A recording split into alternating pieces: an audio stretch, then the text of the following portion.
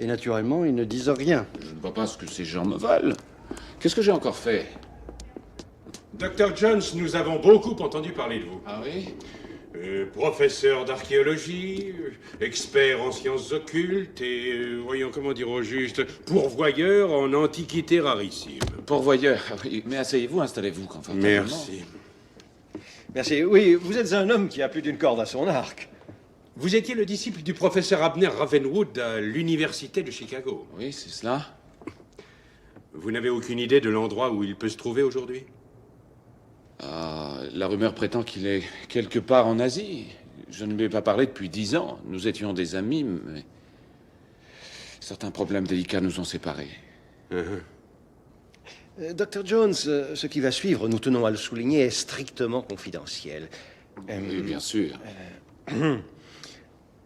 Hier, en fin d'après-midi, deux de nos bureaux européens ont intercepté un câble allemand qui était parti du Caire à destination de Berlin. Il faut que vous évident sachiez que depuis que- environ 2 ans, les nazis envoient des équipes d'archéologues aux 4 coins du monde avec pour mission de rechercher toutes sortes d'antiquités religieuses. Hitler se passionne pour cette opération. Il est obsédé par l'occulte.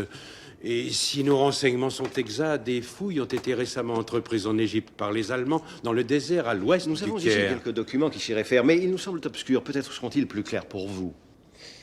Site Tanis en bonne voie, ensemble intact, acheté pommeau médaillon, bourdon de rat. Abner Ravenwood, USA. Les nazis ont découvert Tanis. Mais qu'est-ce que c'est que Tanis? C'est une cité disparue qui abritait vraisemblablement l'Arche d'Alliance. L'Arche d'Alliance. L'arche perdue, le coffre dans lequel les Hébreux rangeaient et transportaient les commandements. Les commandements, quels commandements? Vous voulez dire les 10 commandements? Oui, je veux dire les 10 commandements, les tables de la loi gravées sur pierre que Moïse ramena du massif de l'Horeb et brisa de colère s'il faut en croire les Écritures.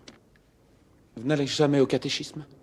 Mais Les Hébreux recueillirent les morceaux des tables de la loi dans l'arche, et quand ils s'en allèrent à Canaan, ils déposèrent celles-ci dans un temple, le temple de Salomon, à Jérusalem. où elle resta de nombreuses années, jusqu'à ce qu'un beau jour, ouf, elles disparaissent. Où ça?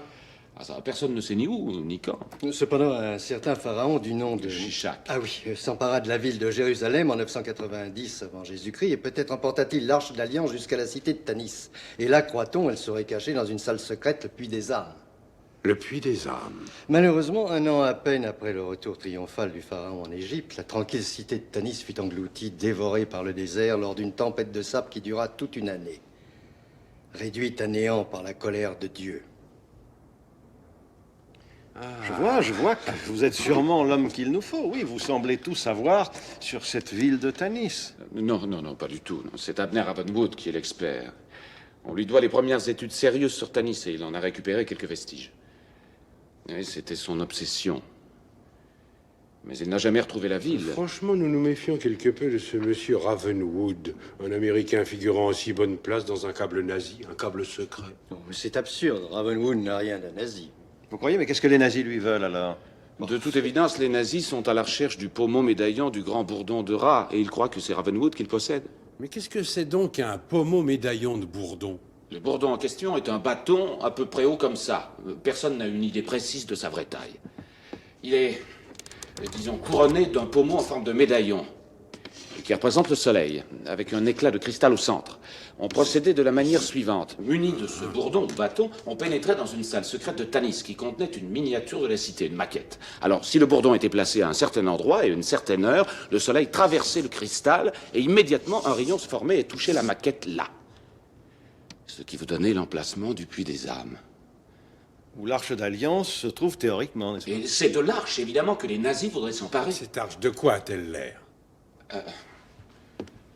Vous allez la voir, j'ai une gravure ici. Voilà.